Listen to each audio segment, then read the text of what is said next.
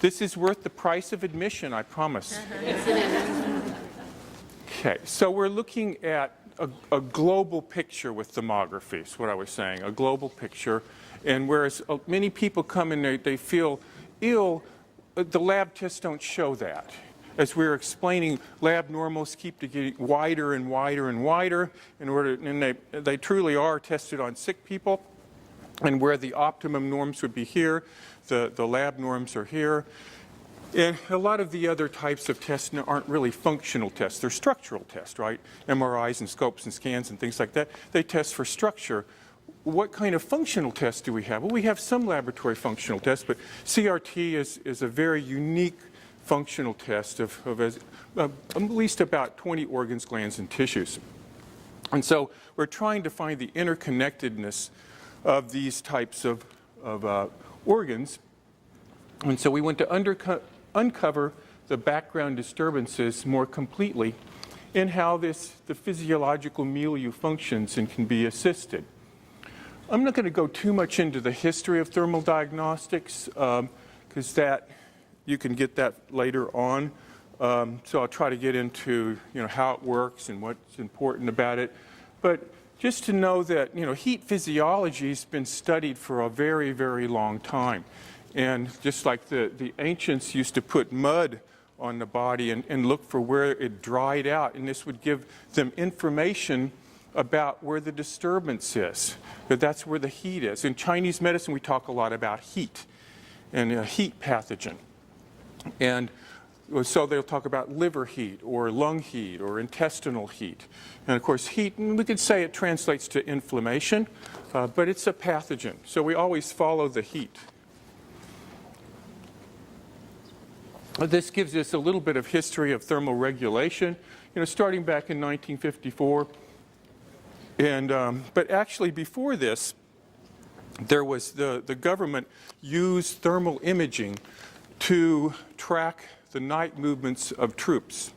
And so this was for military use. And I'm sure you've seen where they could take thermal imaging and they could figure out how many people are in a house through the walls of the house, that those images show up as a thermal signature.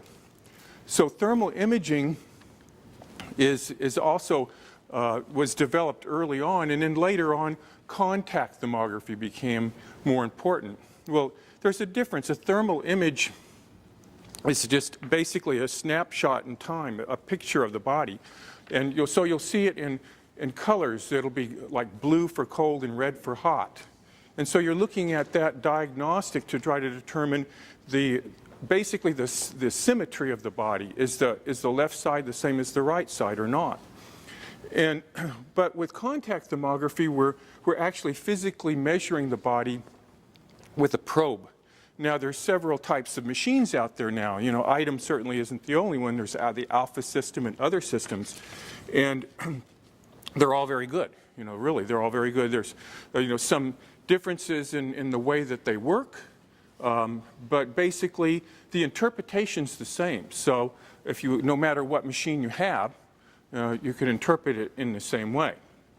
But it is a probe that touches the body on the surface of the body and takes a very precise measurement. It's precise all the way down to about 0.1 degrees centigrade, 0.1 degrees centigrade. So that's how precise it is. This was Dr. Rost, and he was the one that came up with this idea of contact thermography and created machines to use it. Way back when, Dr. Ross he didn't have any of this information up here. This is all the computer analysis of the graph. He just had the graphic. He just created the graphic. Hot and cold, looking at it in this way. So he developed this machine. It was one of the original CRT 2000, and then later this machine. So how does it work? Well, we know that it works through what's called a cutaneous visceral reflex system. So this is to say that through our autonomic nervous system is connected from the skin to the organ. So the skin here over the liver is connected to the underlying liver. or the skin here over the thyroid is connected to the thyroid.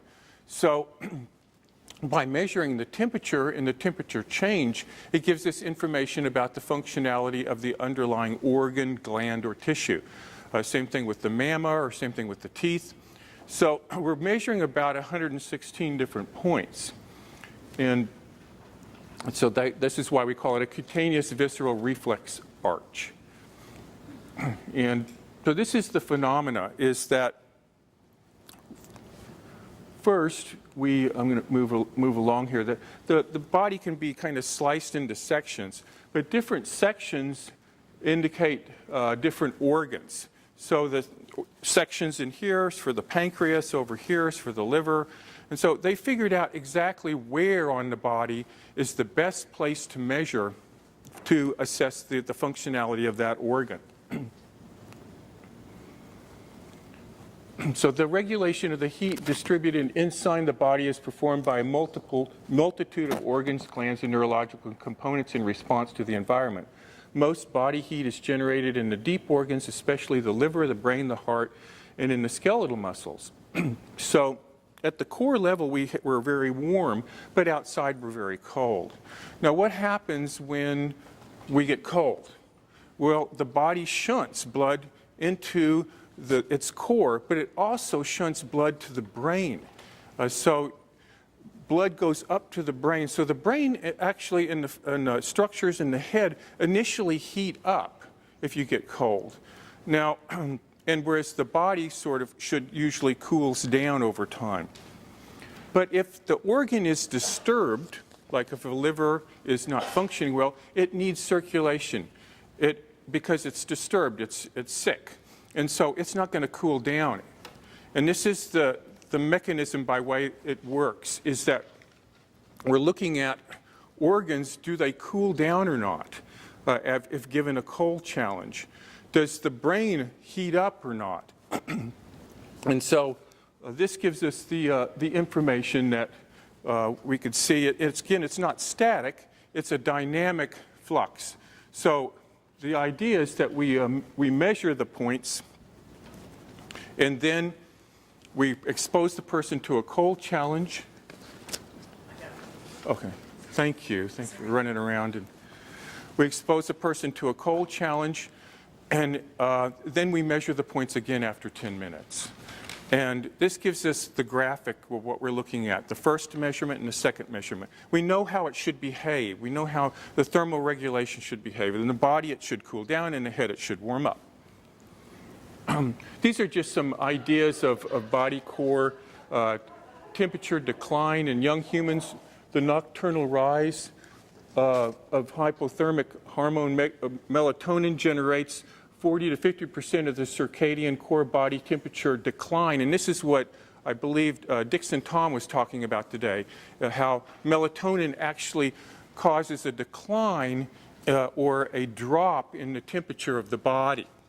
And so that normally happens at night, or we cool down. Some people cool down a lot at night, though, maybe abnormally so. And then they wake up with a morning headache, right? Because their brain became too cold. Their central nervous system too cold. And their cold means not enough metabolism, not enough oxygenation to those tissues.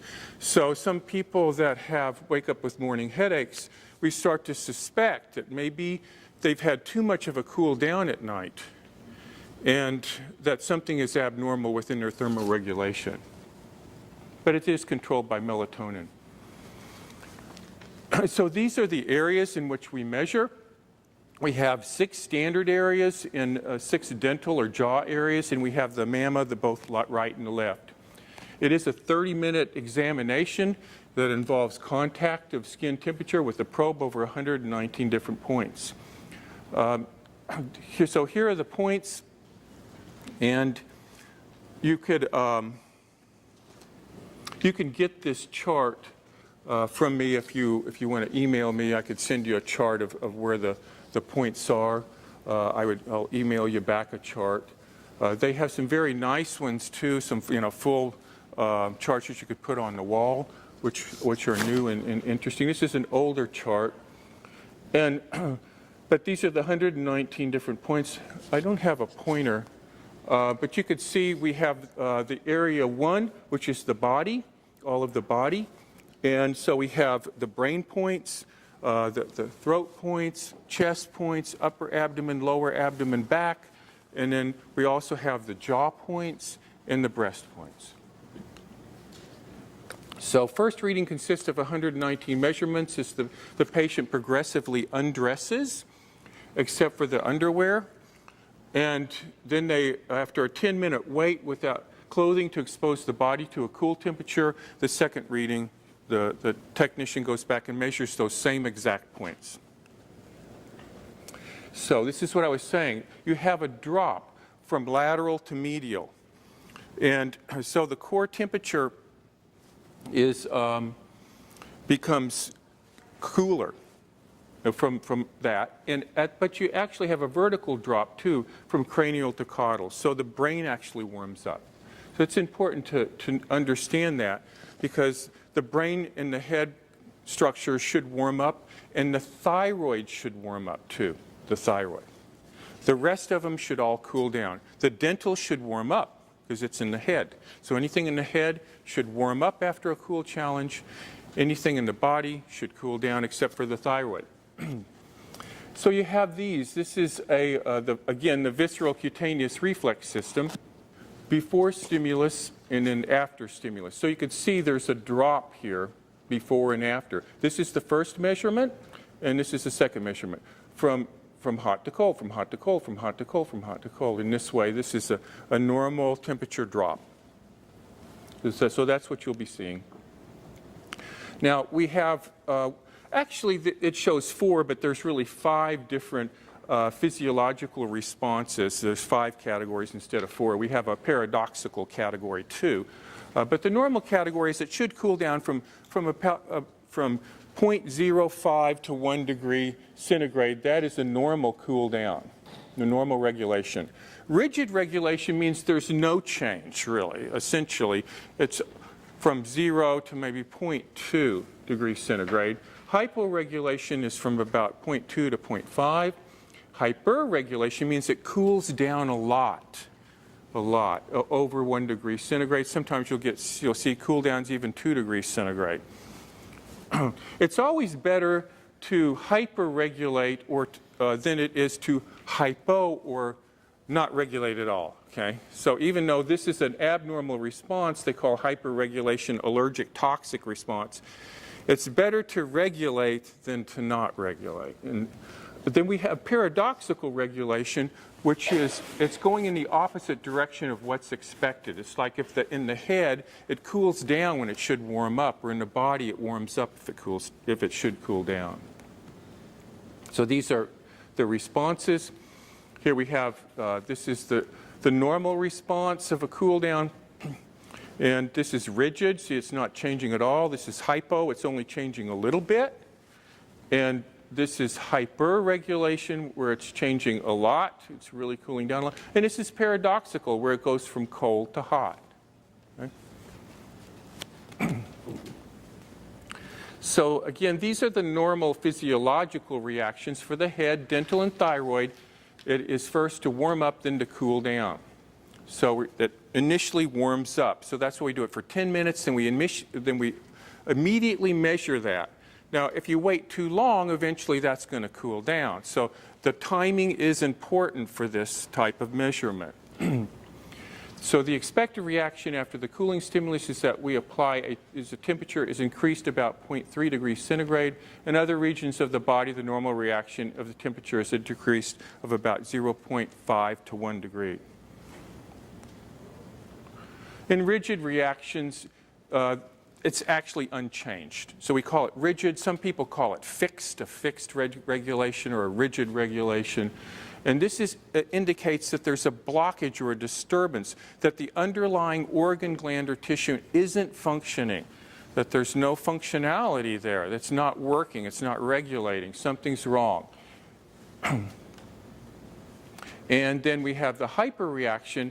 It's kind of an overstimulation. The body is overreacting, and we think of that as allergic toxic.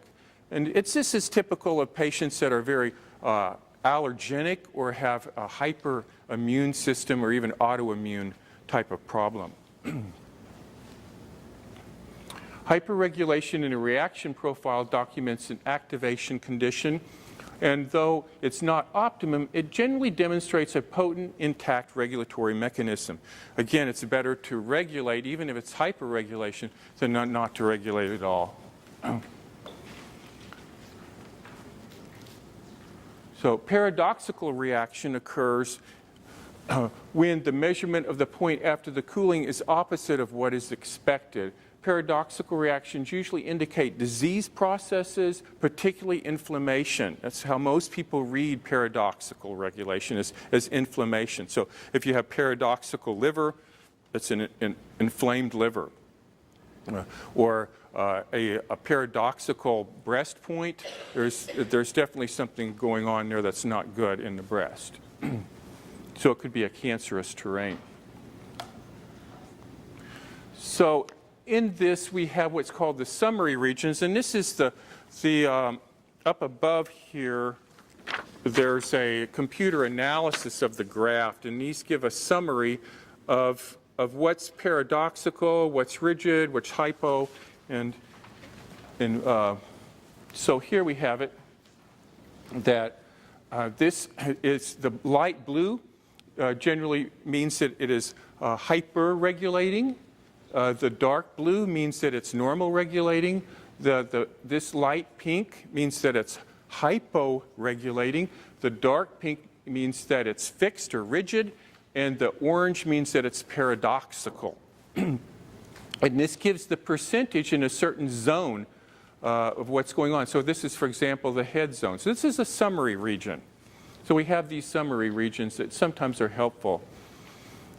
Here's the reaction profile, we call the reaction profile. So you can see that area 1 has to do with the head, area 2 with the neck structures, area 3 with the chest. So there's a lot going on here. We have basically, this tells the area, this tells the side difference. In other words, this is pointed, for example, to the right. This means that there's asymmetry, that the right side is warmer when you have a little arrow here. The little diamond means there's symmetry. There's not a side difference. In the old machines, it used to give actually the temperature, and I like that better, before and after. Now they just give you an arrow, but you get what you get. So, and then the T totals is just the total of the average of the measurement. The T total of 1 through 6 is your baseline, and I'll show you what that looks like. And here you have your chaos A, and here's your chaos B. A chaos index is an interesting one, and we'll talk a lot about that because that's probably one of the most important features of a thermography is you follow the chaos. The chaos, wherever it's the most chaos, that's going to be the most disturbed organ system. That's your priority. Generally, that's your priority. So chaos means that there's side-by-side temperature difference. So like today we saw in Allison's thermography, that she had a very warm liver. It wasn't inflamed, but it was definitely warm, and a cold pancreas, a very cold pancreas, which means her pancreas was under functioning, but her liver was over-functioning, was overheated. And these organs are very close to each other, and they should be about the same temperature. They shouldn't have that type of asymmetry where one is cold and the other is warm. And so we call that chaos. Chaos is side-by-side, hot and cold. and so this is basically the reaction index. We'll talk a little bit more about that, but that's also measured here. And it gives us information about the reactivity of the organ. How well is it actually functioning in a different way? So this is the overall, what we call reaction profile. Each region is measured or is represented by a certain row. For example, 2 represents the neck here, And so you have 12 rows representing each of the measured areas. You have 3 summary regions and a special region of the CF. CF is your cubital fossa. And so here we have this area 1 is the head, area 2 is the neck. Neck structures are mainly lymphatics in the neck. It's also thyroid and thymus. Area 3 is the chest structures, and that has to do with like heart and lungs and bronchus. Area 4 is the upper abdomen. So you have stomach, diaphragm, pancreas, liver. And area 5 is the lower abdomen, where you have the small intestine and the large intestine, as well as the ovaries in the female and the pelvic lymph in the male, and the uterus or the prostate, and uterus in the female and the prostate in the male. And then you have the area 6 is the back, and which gives us information about the kidneys and the lower back, kind of structurally in the lower back. And then you have these summary regions. Again, the CF has to do with the cubital fossa, and it's just a way of measuring laterality. Is the right side different than the left side, which is important too. Over on this side, areas 7, 8, 9, and 10 are the dental summaries, and this 11 and 12 are the breast. The first one's always going to be the right, the second one is the left. So 11 is the right breast, 12 is the left breast, 7 is the right upper jaw, the left upper jaw is 8, the 9 is the right lower jaw, and the left lower jaw is 10. So you always see right, then left. Right's always measured first. So this is again the reaction profile. It gives us information. So this is an example of area 2, what we're looking at. And this is a measurement that 5% here of area 2 are hyper. Actually, it's 15. That should be 15% is hyper, and 16% is normal, and 8% is hypo, and 33% is rigid, and 23% is paradoxical. So I think these areas, the computer analysis is a very useful way of kind of looking at it to see information. The more blue it is, the better it is. That means it's regulating. The more pink or orange it is, the more it's blocked, or the more paradoxical it is. So you could just quickly look at the graph, and you could see them. And so when you see it this much blue, you think, this is good. Blue's good. When you see the red, that's a problem. So it's a quick way of just bird's eye view looking at it. I typically, though, look at a thermography. It takes me maybe about 15 minutes. Then I'll push it away. I won't look at it again. And I'll come back and I'll look at it again. And so I at least look at it twice or 3 times, because that's just the way I do it, but it helps me get more information. I kind of process it. And from what I've seen, I'm still processing it in my head, thinking about that person, and I go back and I look at it again and I process it a little more. So I encourage you to do the same thing. Look at it more than once before you actually approach the patient. Study it a little bit. It may take as much in the beginning as 30 minutes to really understand a thermography well. But after a while, you'll get very proficient at this, and within 10 minutes time, and then maybe another 5 minutes looking at it, you could have a good assessment of it. And then I like to work with the patient right across from me, and I'll explain to them what we did. I'll say, okay, we took 2 measurements of your body, and yes, and this is what this means, and this is what that means. And they really appreciate it when you're going through it. I just hate it when people get summaries. This is the summary of your lab results. They're not getting their lab results. They're getting the summaries of their lab. No one goes through that information with them anymore. And so I think for us, it's important to develop this bond, this trust. And this is how we develop it, is we give people that extra amount of time and explain things. This is why I'm thinking this. This is why I'm thinking that. So the thermography gives us an opportunity to really sit face to face with our patient and go over this information. So the reaction profile gives us information about the load of the extracellular matrix, and you've heard a lot about this today, such as toxic elements, xenobiotics, exogenous waste, oxidative stress. It shows the direction of therapy, whether to apply or avoid a provocative therapy. So how much therapy can we do? Can we give them ozone and IV infusions and really detoxify them? Or do we have to be a little bit more gingerly with the therapy? So it will give us that kind of information too. Can you tell us where we find the reaction profile on the... Yeah, it's this. This is called the reaction profile. Oh, the whole thing. Yeah, in other words, the colored region above is called the reaction profile. So that's what we've been going through. Yeah.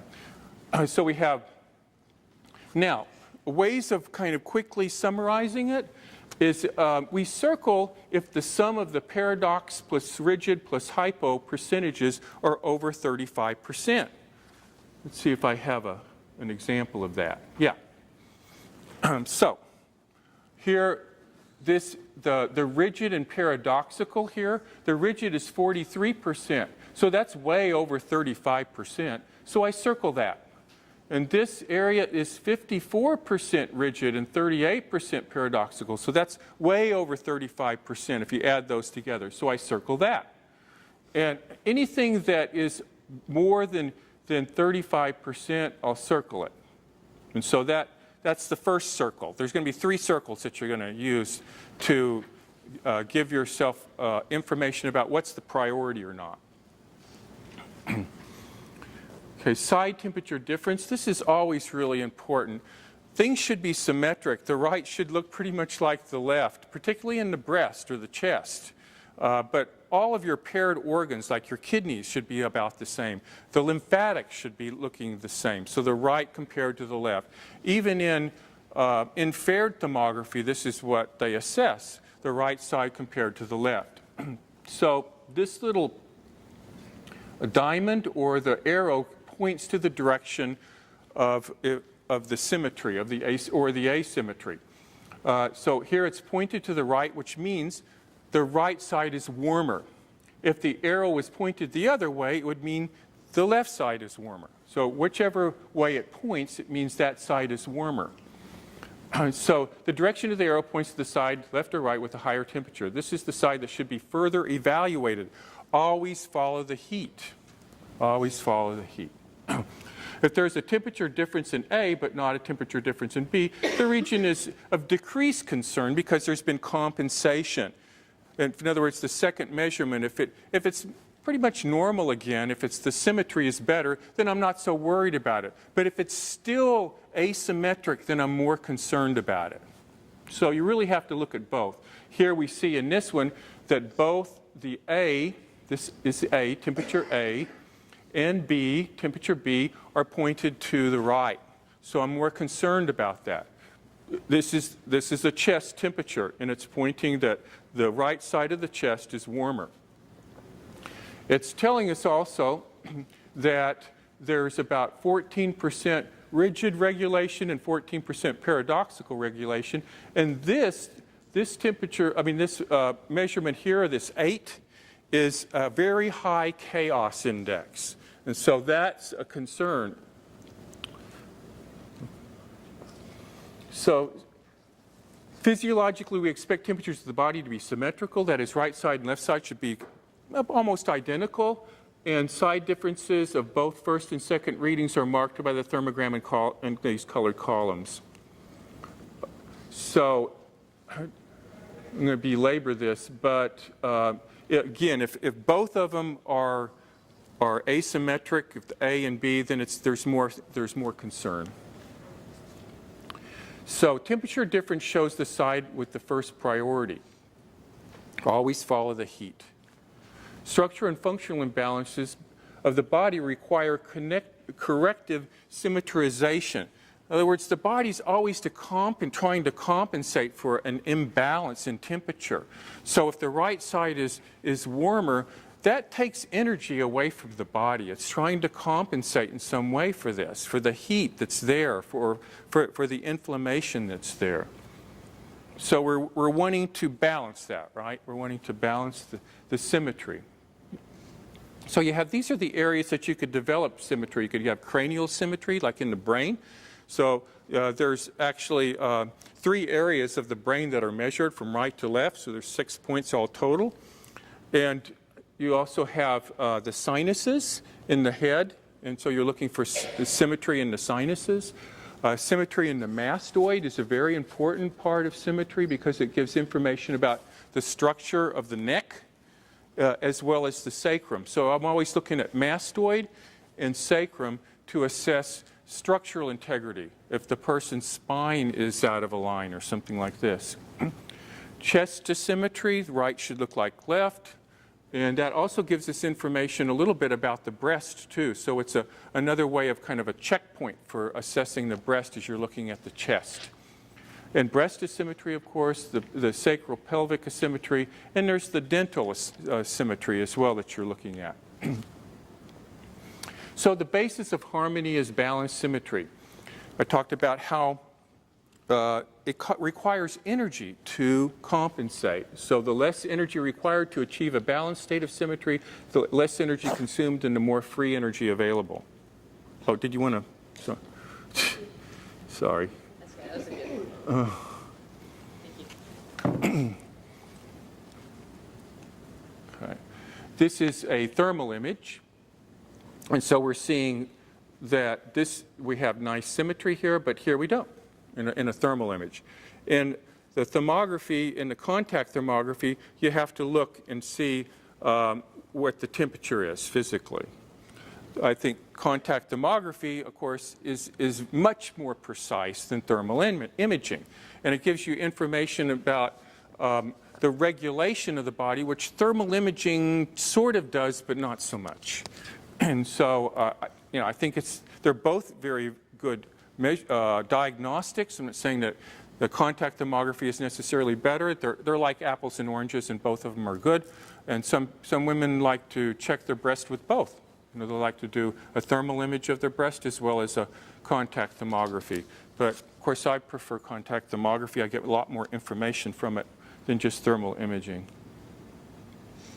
The chaos index, or the chaos reaction, is indicated by high chaos index represents an extreme mixture of all reaction types, hot and cold spots side by side. So just keep that in mind. It's hot and cold spots side by side. That's chaos. And we don't like chaos. So it's a marker of how well the system is compensating for the stress. Chaos indicator of disease process in a region. Generally, chaos is normal if the number is from 0 to 2. If it's from 2 to 4, then it's borderline. If it's more than 4, it's unfavorable. So when chaos, this is important, when chaos A or B is greater than 5, then additional screening diagnostics should be considered. And this is where you circle it. You're circling it. That's your second circle, is within the chaos. So chaos index is an indicator of regulatory function. If chaos B is the same value as A, there's not enough compensation force in that region. Generally, it should drop. Chaos should drop from A to B. That number should drop. But if chaos B is higher than A, then there is a clear compensatory deficit. The body's not able to compensate in that particular organ or tissue, and there's a tendency for disease progression. So chaos B should not be higher than chaos A. We call that a progression, or rising chaos is what we used to call it, rising chaos. So chaos B, higher number than chaos A. And you'll see it here. I'm going to read this. This is, it'll mark it, the computer will mark it with a little red spot. So we know this is 4.5, and this goes all the way up to 5.5. So it's rising chaos there. This is also rising chaos. It goes from 3.3 all the way up to 8. So that's also a problem. So that would be circled. And so we're looking for any other rising chaos or any chaos that's higher or is up above 5. If it's above 5, then I like to circle it. So if it needs to be investigated if chaos B is higher than chaos A in that region. Even if it's less than 5? Oh yeah, even if it's still rising, I would kind of look at it. But mainly if it's above 5 is where you start to investigate it. This was an example, we saw this example today with Allison, where the liver was warm, but the pancreas is cold. And that's why it's giving us rising chaos here in this area 4, is that because we have side-by-side temperature differences. Now, it's still regulating, right? This regulates well from hot to cold, hot to cold. In fact, it's hyper-regulating. That's hyper-regulating. So that's good that it's regulating, but it's not good that the liver is so warm and the pancreas is so cold. So in these areas that the chaos is higher than 5, we circle them. We circle them. So that gives us our second circle. So remember, our first circle was anything here in the reaction index if it's over 35%, rigid and paradoxical. I would circle that. I would circle this. And then this, because the chaos is high, I circle that there too. So that's our second circle. So the highest chaos index value indicates the most chronically affected organs. This index shows the area with the first priority of therapy. So this is how we determine where do we start? You know, which organ is most disturbed? We follow the chaos. Where is the highest chaos here? If it's area 4, it's the liver, that's where I go for. Or if it's in the head, it might be dental, so I look at the dental part of it.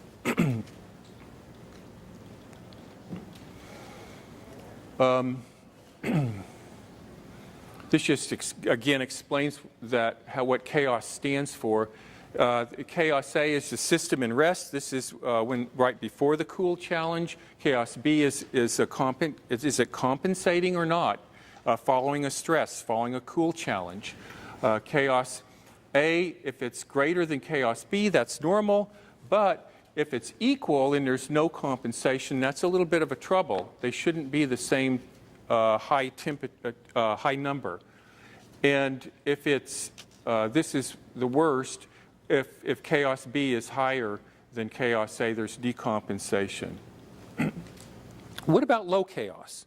Sometimes you'll see that in cancerous states. So you can't always depend on chaos. You know, you have to kind of look at the whole picture of it. And in this situation, you go to the reactive reaction index, helps to clarify the situation, which we're going to talk about next. Okay. So the reaction index indicates the degree of stress reaction or response or activation in an area.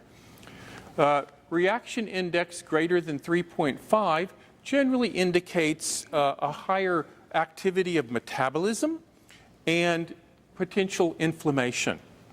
And so you'll see this in periodontal disease, where in the dental areas where the reaction index is over 4.5.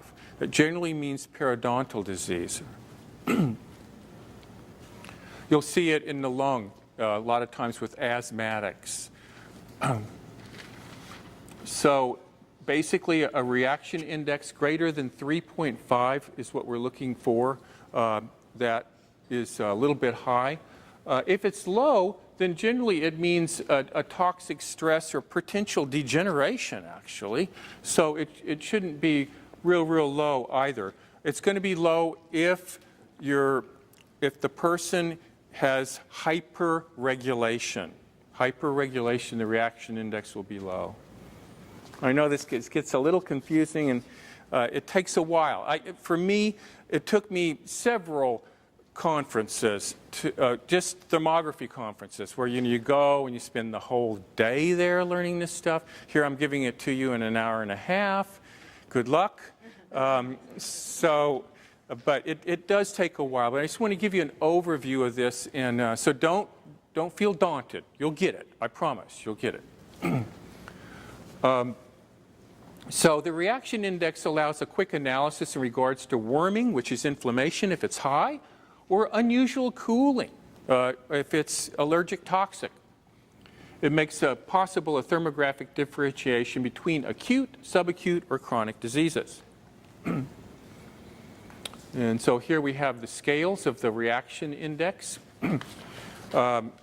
If it's 0, then it's an allergic toxic situation. If it's 0 to 1, it's still allergic toxic. If it's a 1 to 2, slightly allergic toxic. 2.5 to 3.5 is a normal scale for a reaction index. That's where it should be in the normal here. And inflammatory paradoxical is when it starts to get above 3.5 to 6. And above 6 means all areas measurements are paradoxical. They're inflammatory. So just keep in mind, a high reaction index means inflammation. And you'll see it in the reaction profile as paradoxical regulation. These are all in your notes. All this information is in here. So I've tried to make it real clear in your notes. So if it's higher than 3.5, this suggests inflammation. Then we'll see it like in the sinuses, right? If the sinuses are inflamed. Here in Louisville, with all of the mold problem, because the Ohio River, everybody has mold in their workplace or their home. It's just everywhere, pervasive. Plus, you know, we live in the Ohio Valley here, and it's really considered the worst air of any city in the southeastern United States, Louisville, Kentucky. And so I see this, though it's a wonderful city, I love it, but yeah, can I? Yeah, it's a business. If you're an allergist, come to Louisville, okay?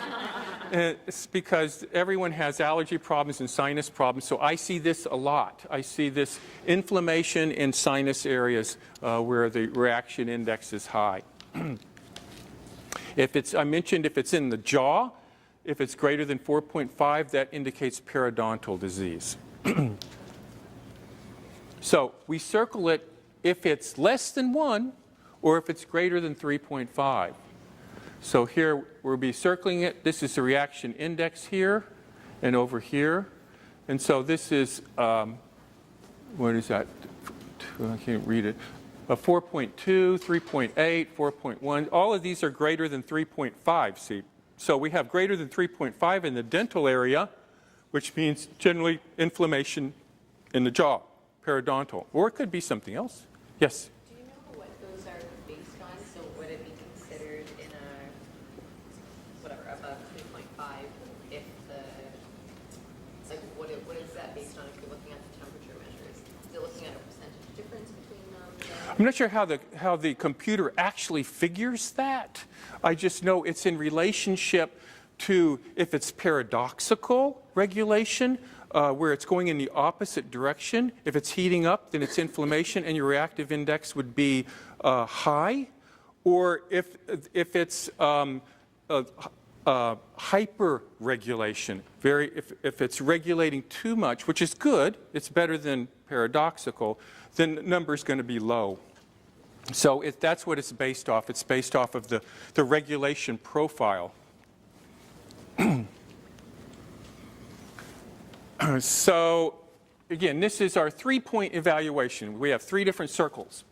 So we circle the reaction profile if the rigid and hypo value is greater than 35%. We circle the chaos index if chaos A and B are elevated, if they're greater than 5, or if chaos B is greater than chaos A if it's rising. And we circle the reaction index if it's less than 1 or greater than 3.5. Now, if you have 3 circles in an area, that's a priority area. 3 circles in 1 area. So we also have indices. These are the in an item machine. They're up here in this part in the left upper corner. I think you all might have. Do you have one of these in your? Yeah, in the back. I thought you did. Yeah. So that's your. This is what we call the indices. Yeah, I'll go through these kind of briefly. They are useful. They are useful. I particularly like the vitality index. When vitality index is an average temperature value of patients of various age groups. Now, this is an aged matched measurement. So a 60-year-old or a 30-year-old is going to have a different temperature, a different core temperature. As we get old, we get cold, right? So we can't expect a 60-year-old to have the same temperature, core temperature or baseline temperature as a 20-year-old. So it has to be age matched. So the vitality index is expressed in relationship between the actual temperature and the statistical temperature according to age groups. And a vitality index is an indicator of the patient's metabolic activity. So the higher the vitality index, the more metabolism, the more active, the higher the temperature is going to be. So if you have a fever, then your vitality index is going to be high. If you are very, very cold, if your baseline is cold, their vitality index will be very low. So here we have it.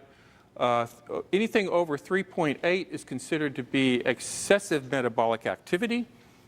This is average is 3, or even actually 2.5 to 3 is still considered average.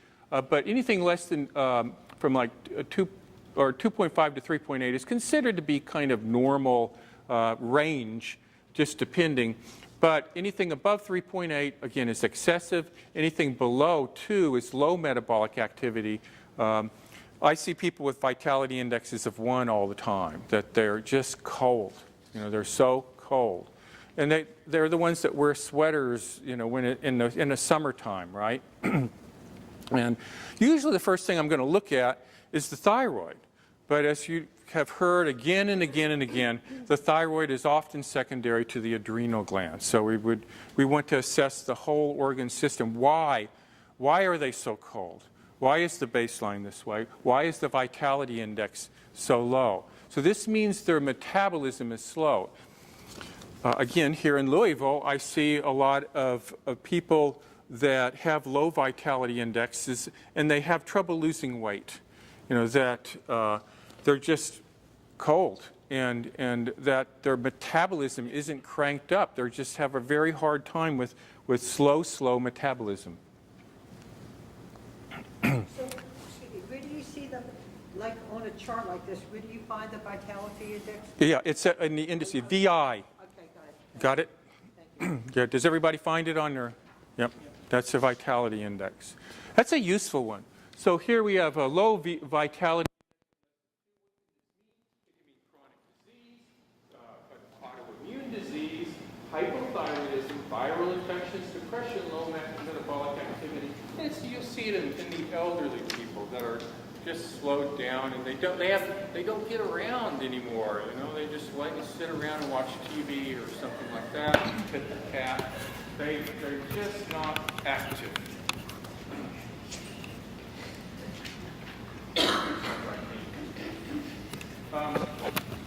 So a high vitality index, where you see that, you see it in the very physically active. And in young patients, people with high metabolic activity, they're generally active, it's a lot of them. But it can be indicate a hyperthyroid situation too. And if you see a person with cancer, a high vitality index is not a good thing. It's not a good thing. It means that things are really cranked up and the cancer can metastasize very fast. So a vitality index in cancer patients is usually a poor sign in a progression of cancer as it indicates high metabolic activity. Vitality index is above 4 frequency seen in highly metastasized cancer patients. Low vitality index of a cancer patient is more ideal.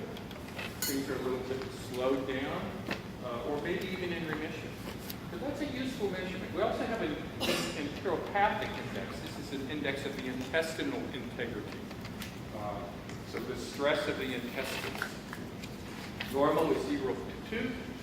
2 to 4 is borderline dysbiosis, and 4 to 6 is dysbiosis. It's that there's a disturbance in the intestines.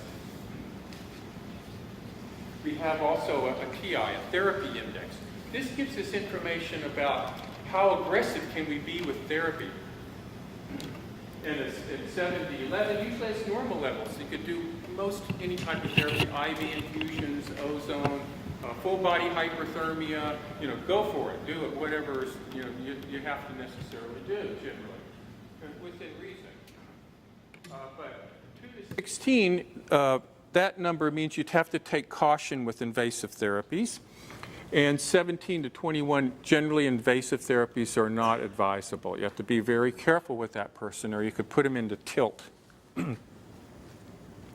So the therapy index is a useful one, particularly if a person's going into surgery.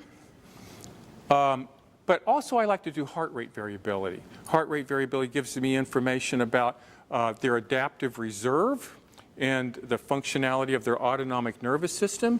And this also tells me if they're going to be able to tolerate an aggressive therapy or not.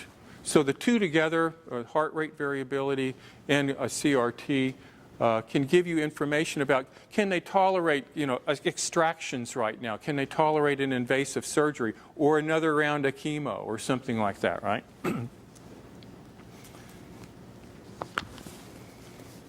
Okay.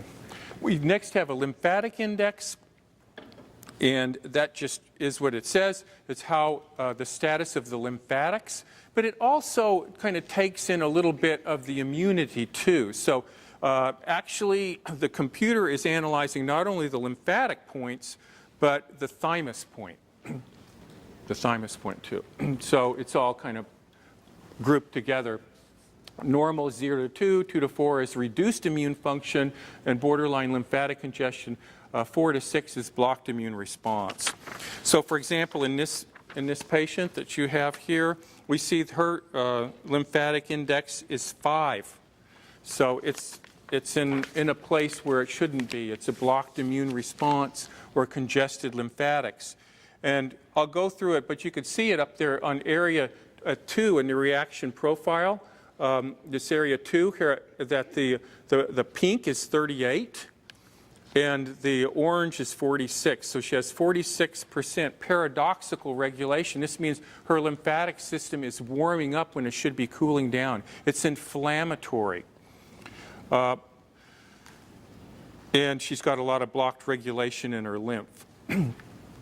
So it's just a quick bird's eye view, though, of these indices of the vitality index, the enteropathic index, the therapy index, and the lymphatic index. Those are the main ones that we look at, for at least to get to know in the beginning.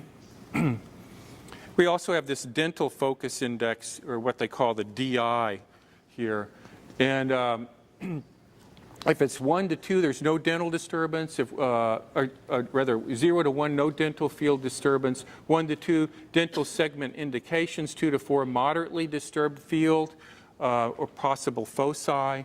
4 to 6, there's definitely dysregulation in the teeth. So that's also an easy way to do it. And we have right and left here. So for example, her dental focus index on the left is 2.1 and then 2.5. So those aren't really that high. It's just a moderate level of disturbance. But I could tell you she does have an issue with a tooth. And so that we've been contemplating on pulling, right, because it's root canal treated and causing problems in her lymphatics. So this isn't always reliable, but sometimes it's useful. Right? Just keep that in mind. It's not always reliable.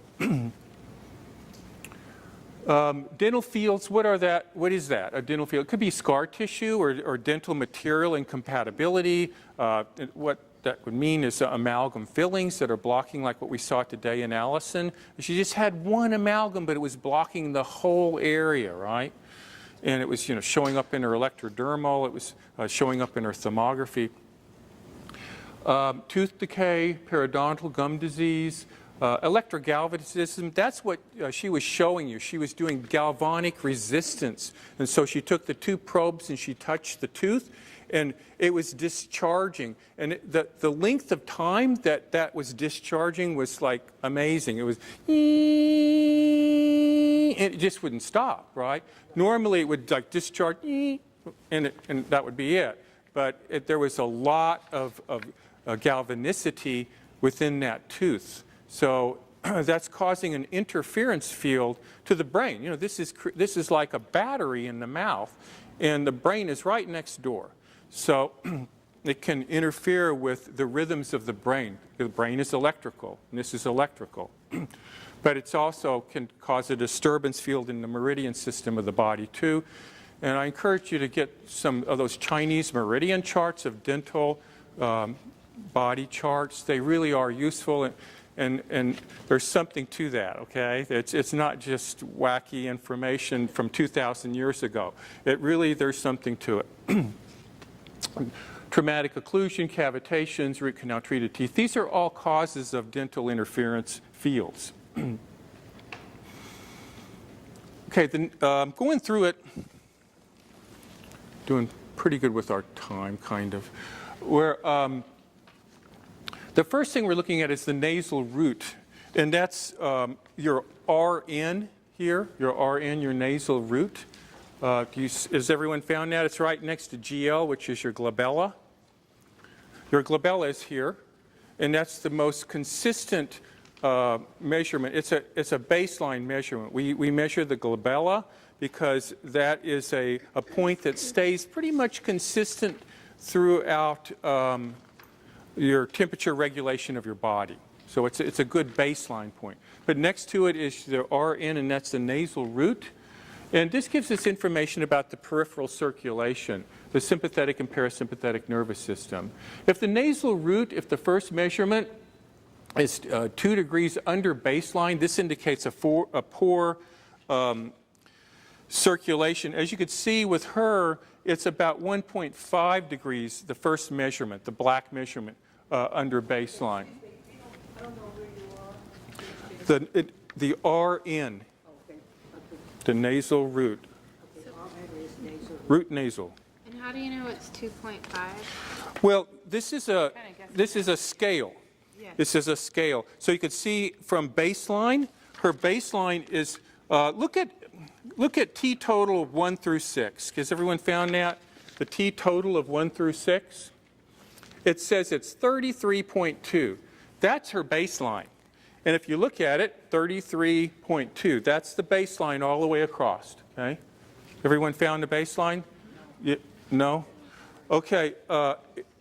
1 through 6. The T total of A. Yeah, okay, got it. 33.2. Look down here. This is the baseline where all the things start from. That's 33.2. Got it? All right. So from that baseline, we look how far does it change? Where is it going? So it's going down about 1.5 degrees centigrade. Follow that? Now, here it's saying if it's more than 2 degrees. So it's not quite to that point. Her peripheral circulation isn't great, but it's not what we would call poor. But the second value cools more than 2. There's a deficiency in her autonomic nervous system, usually affecting her peripheral circulation. And she does have, she's one of these that does wear sweaters and has cold hands and cold feet, and her peripheral circulation I don't think is that great. So there's a moderate problem there, and that you could tell just from the nasal root.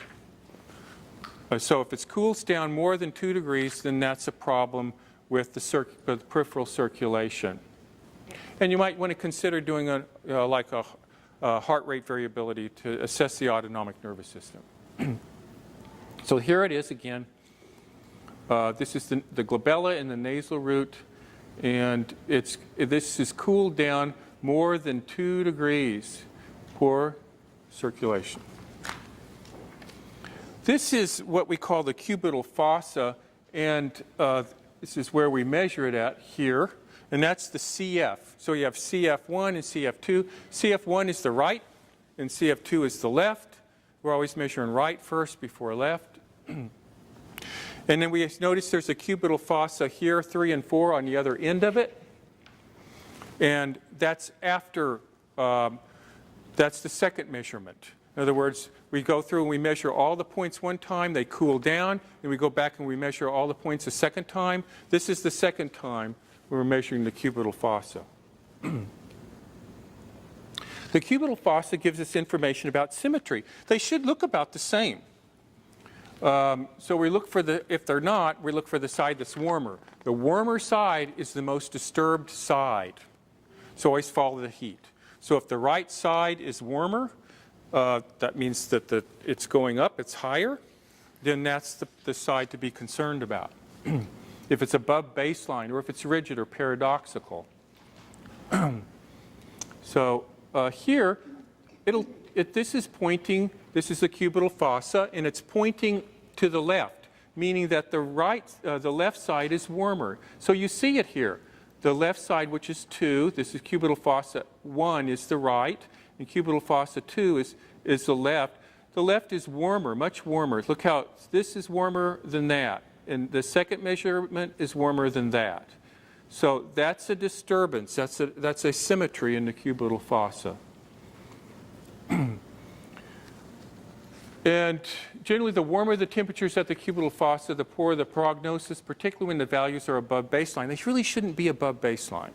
So this is some examples. This is the worst situation, when actually the first measurement is here, and the second measurement, the red one, is paradoxical. It's warming up. The cubital fossa should not warm up. It should cool down. And so this is the highest morbidity pattern. This is the baseline. It's above baseline, and it's warming up. And the second highest morbidity is when they're the same temperature. This is like there's been no change. There's no regulation change. But they're still above baseline. The third, which is less morbidity pattern, it's actually now below baseline, but they're still rigid. They're not changing. Again, the second measurement should be cooler than the first measurement, but there's no change here. And here, this is a hyporegulation pattern. This is okay, but at least it's regulating. And next you have the hyperregulation pattern. It's changed a lot. So this is stress, allergic, toxic. And then you have a normal pattern here. So we look at the cubital fossa for asymmetry. And if the cubital fossa T total is more than 1 degree centigrade above the T total of 1 through 6, this is systemic inflammation. I'm getting a little bit, maybe we should pass over some of this information, but that is a useful one. Because, so you look at the T totals. Again, the T total of 1 through 6 in A was 33.2. The T total of her cubital fossa was 33.4. So it's not that much higher, right? It's not that much higher. But if it was a degree, this was 34.2, then that would mean she has a systemic inflammatory process going on. So that is a useful, quick way of assessing it if there's an overview of systemic inflammation going on. And probably, some of her inflammatory markers would be high too. You would follow it with like C-reactive protein or homocysteine or some of those other inflammatory markers that you all may use. This is the total of the cubital fossa, both times, CF, and then again? Yes, it is. Okay. Yes, it is. The cubital fossa, this is the first time you measure it, and this is the second time you measure it. Yep. And if the cubital fossa, like we see here in her, is greater than 35% rigid plus hypo, which it is. See, she's 50% hypo and 25% rigid, so it's greater than 35%. Do you see that in a reaction profile? The cubital fossa here at the very bottom, this reaction profile is 50% hypo and 25% rigid.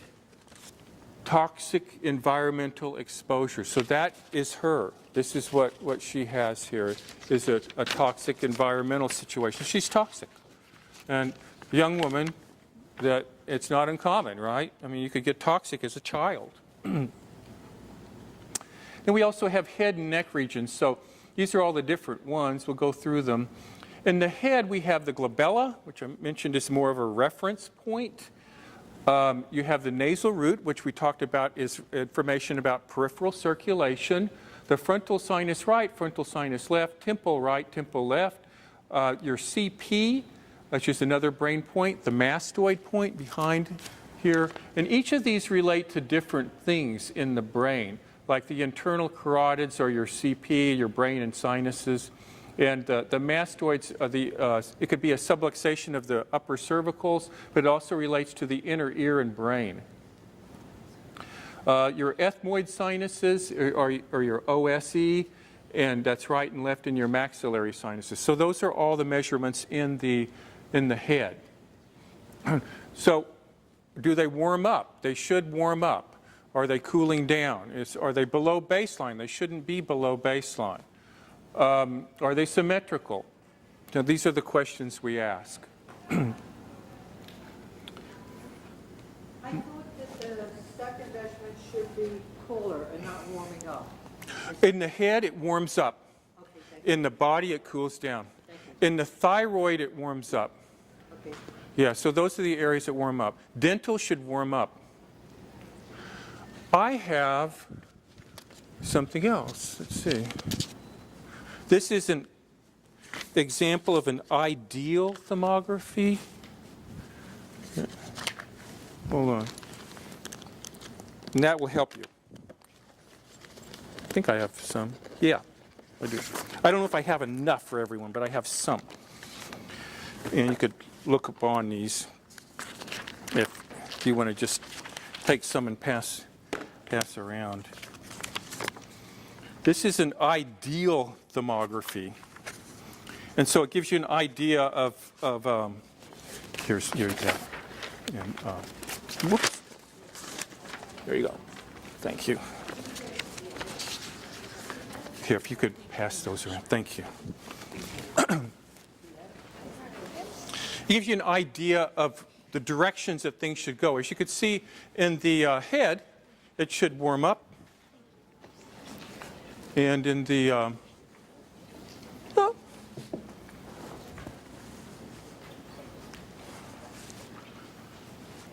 teeth, it should warm up. And in the thyroid, it should warm up. Does that make sense? Can you see that? Those little lines, they're kind of hard to read, but once you study that, it helps to know what the ideal is in relationship to what everything else is. Here, this is showing the temples. Here, how they're, this is warming up over here on the right. It goes from cold to hot. But you can see the temples on the left is going from hot to cold. So that's abnormal. That's asymmetric in the temples. Temples have a lot to do with pituitary function. Yes? What's the yellow in the background? Is that That's where it should be. where it should be? Yeah, where it should be. And you could make the thermography do that or not do that, if you wanted to. It's a helpful, I use it because I want to show the patients. Say, you should be in your head, you should be above baseline. These points should not be cold. And the head should be warm. And so if it's all below baseline, it kind of helps. The sinuses, as you can see, this is pretty, well, that's a CF here, but in the sinus, you can see she's below the baseline there. And this is all pretty much okay up there, but there is some asymmetry here in the head. What about the thyroid that it's warming, but it's cold? The thyroid here. Yeah, this is a problem. As you can see, it should be up here, right? And so it is warming, but it's cold. Not quite ideal. Hypo-functioning. Yes, but it is functioning, but it's colder than it should be. It really should be above baseline and should be warming. So I would say that's abnormal. And what is your baseline? 34. Yeah, it's probably not too bad. So sinuses. So sinuses give, pathology of the sinuses. A cold ethmoid, though, generally means poor immunity. So that's an important point also to take home. Cold ethmoid, sinus, poor immunity. The small intestine is also, we think of it as an immunological organ. And so we look at the ethmoid, we look at the thymus, and you look at the small intestine, those are measurements of the integrity of the immunity.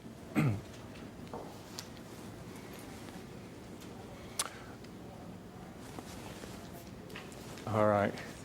I'm going to move along here. These are the neck points, and most of these are lymphatics, tonsils, and all of these are lymph, different areas of the lymph.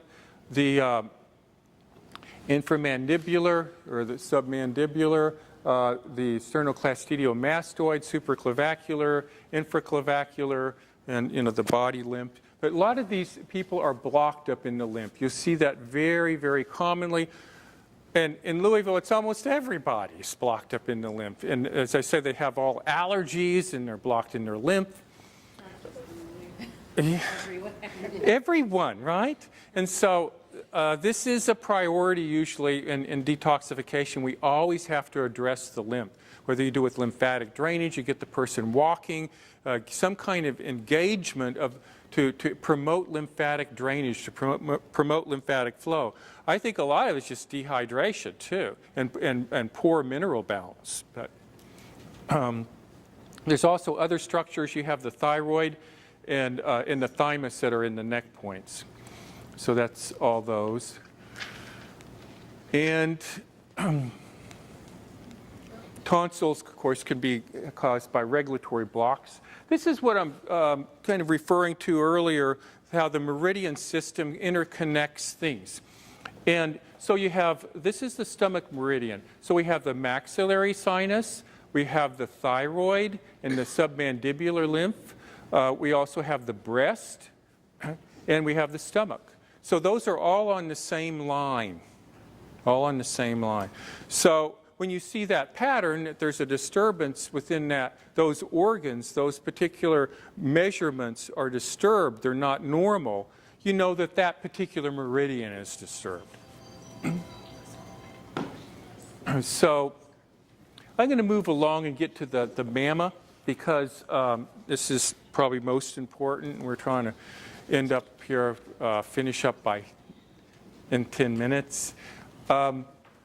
Answer a few questions. All of her lymph is paradoxical and blocked, right? What is? All of her lymph is abnormal. Yes. Yes, this is a priority problem for her.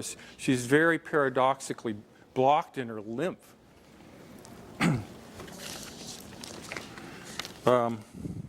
Yeah.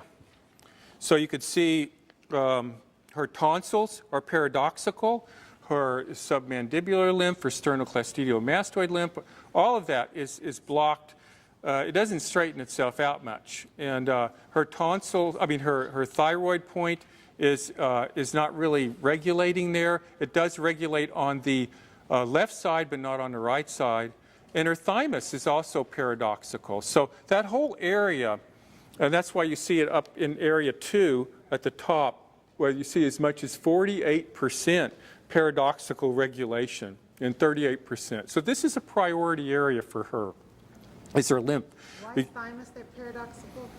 It's supposed to not Thymus, yeah. Thymus should not be. It's warming up. It goes from cold to hot. Do you see it go from thymus should cool. Thymus should cool. Thyroid should warm. Thymus should cool. So here is, this is a typical asymmetry for the mamma, where you could see that the right side is much warmer than the left side. And then we also see it, the tonsils, the right tonsil is paradoxical. So this gives you information about how the tonsil is connected to the breast.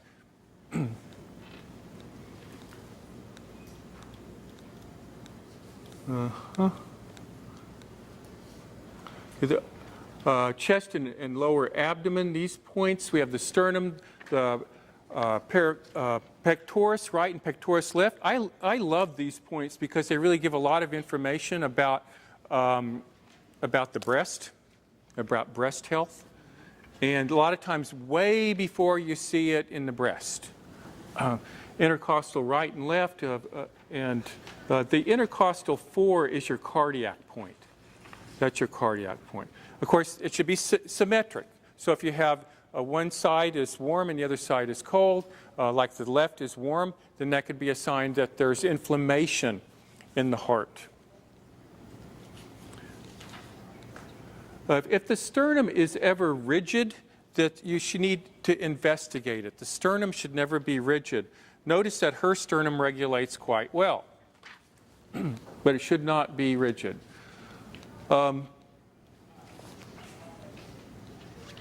Okay, and these were the points in the upper abdomen. You have solar plexus, stomach, liver, gallbladder, and pancreas. Solar plexus is kind of a control point to the abdomen. It should not be rigid either. It should regulate very well.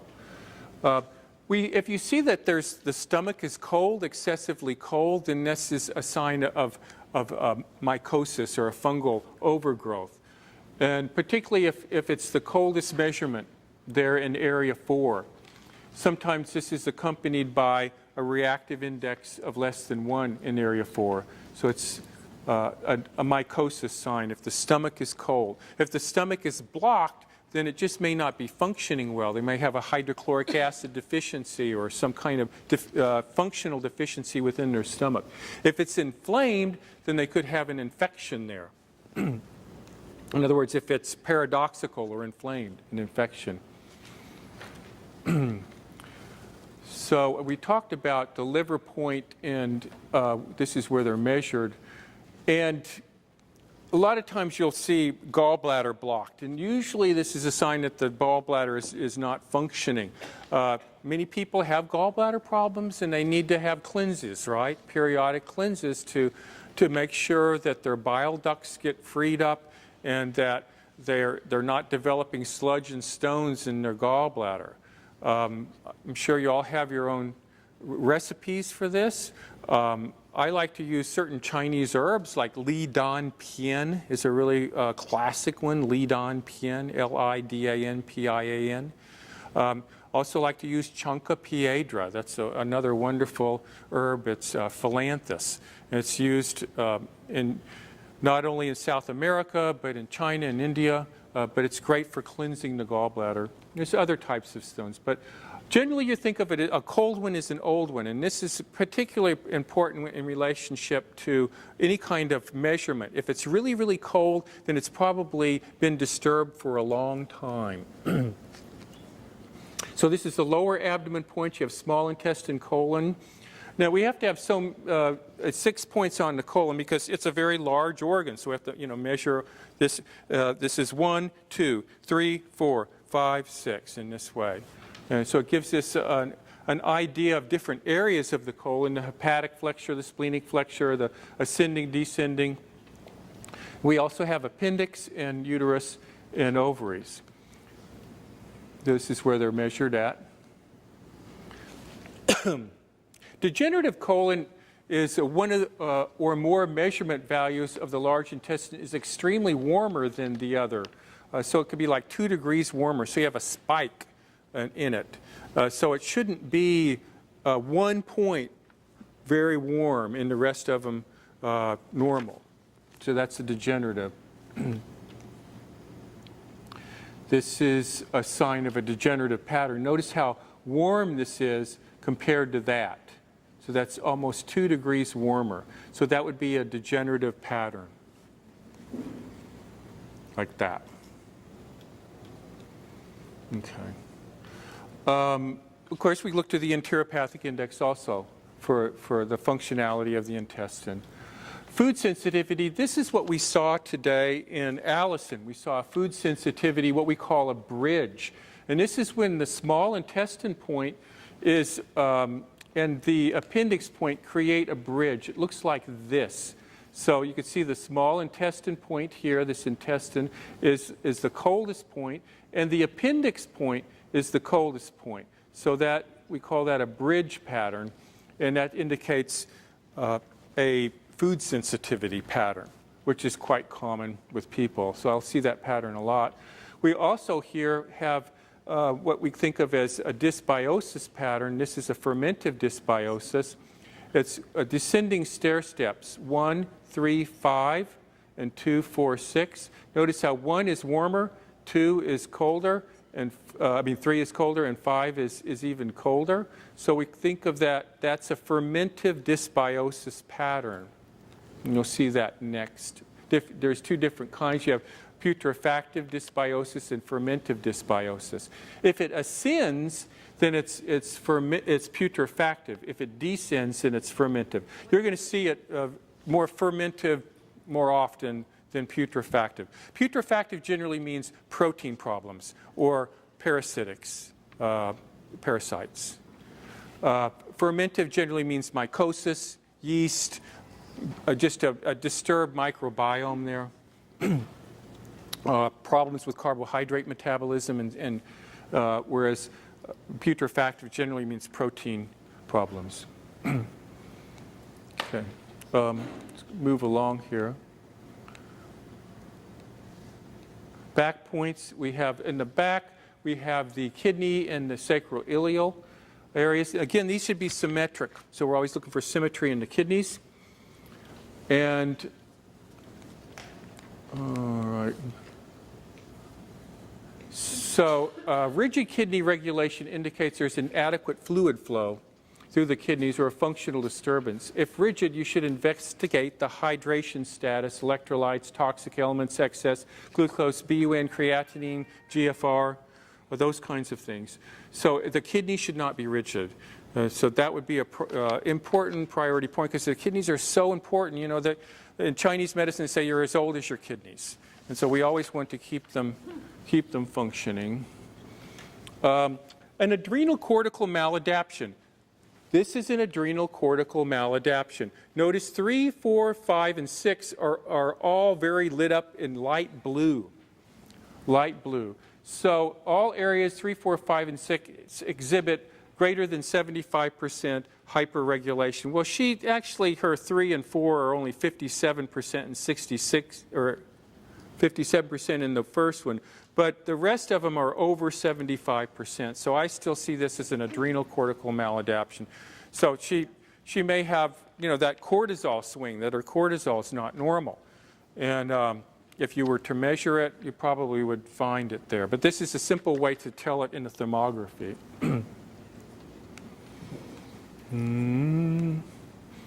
Okay. Dental points should increase in temperature. Keep that in mind, just like the brain points or the thyroid points, they should increase in temperature. In the dental areas, you're just looking for rigid regulation. Rigid regulation gives you information about the status of the teeth and the jaw. Primarily, if you're seeing rigid regulation, most of the time it's dental material incompatibility. They have a mouthful of amalgams that's dysregulating them. They're not normally warming up. Or they may have dissimilar metals. They might have gold next to silver or something like that. Or they could have dead teeth and other issues.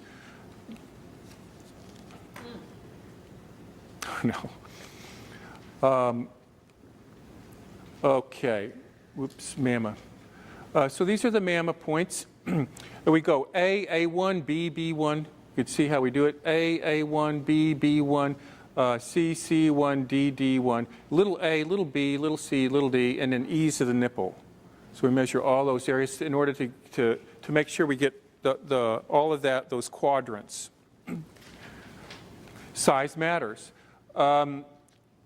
Sometimes the mamma, one is bigger than the other.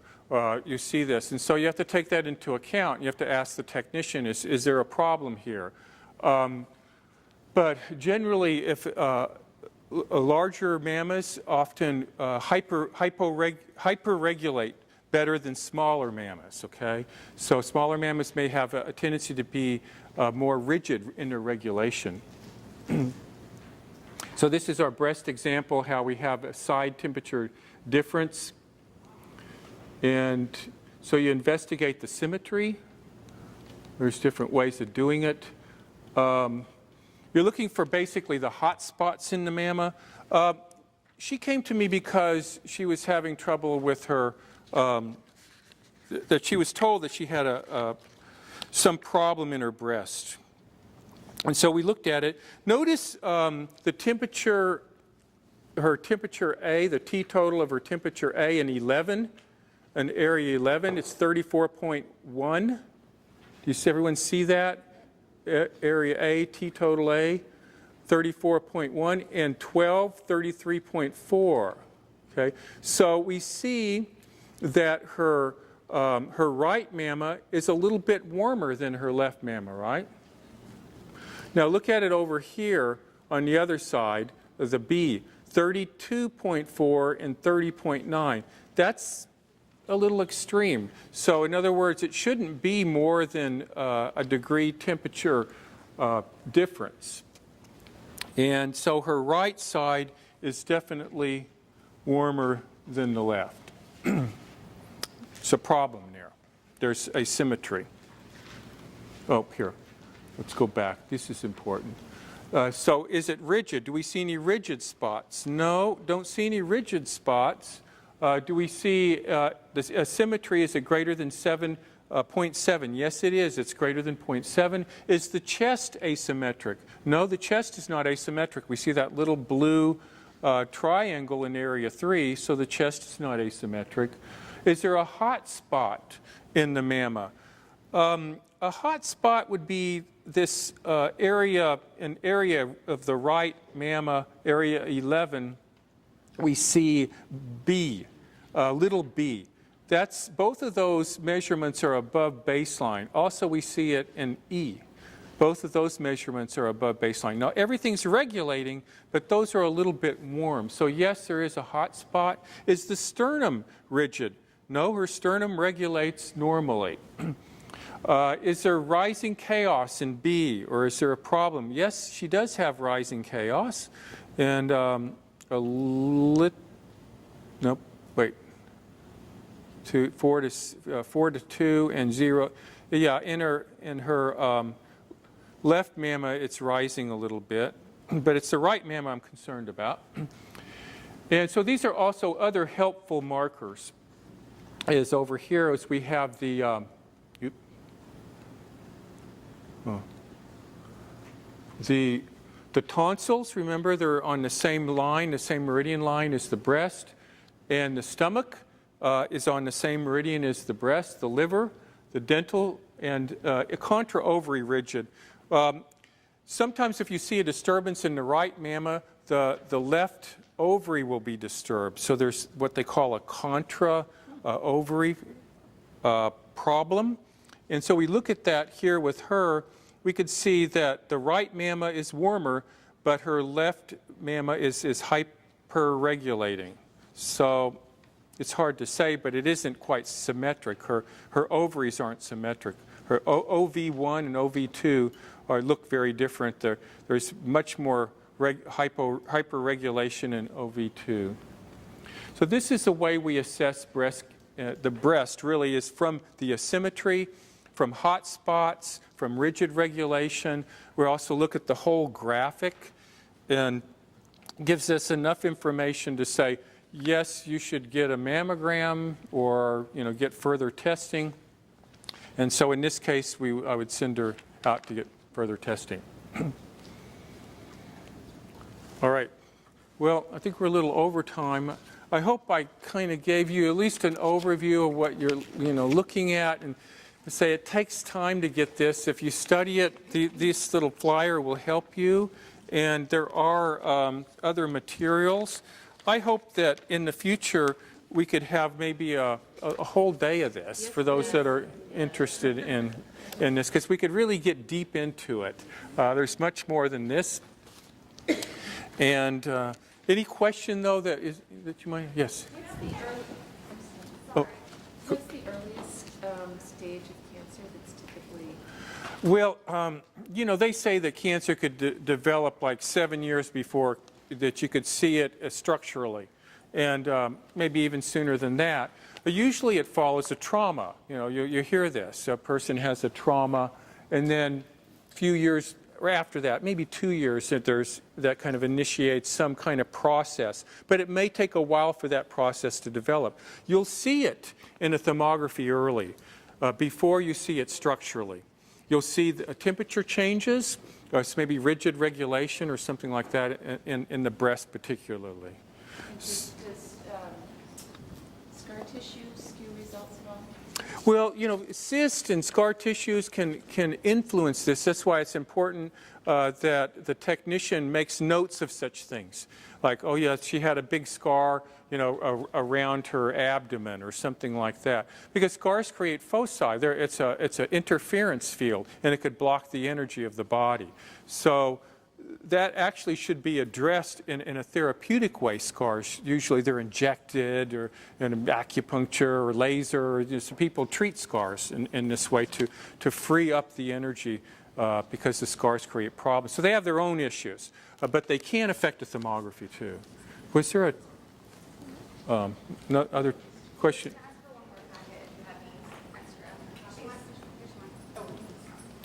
Oh, anybody else? Okay. Is it correct to say, because when clients come to me, I say, get a thermography because it's really early detection, and you only need a handful of cancer cells with a thermography, but with a mammogram, you need a bushel of cancer cells. So you have 7 to 10 years? Well, I wouldn't say it's necessarily the cancer cells. We're looking at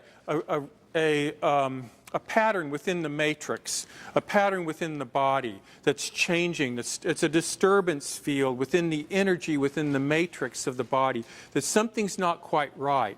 So that matrix, that milieu is changing, and it may not have manifested cancer cells yet, but there's an early change going on, and that's what we see, and that's what we're really looking for. And we can make an intervention, early intervention, and into that disturbed milieu. Great, thank you. Yes. Just a couple of questions if we have time, but I was wondering what you consider invasive therapy, like is ozone invasive?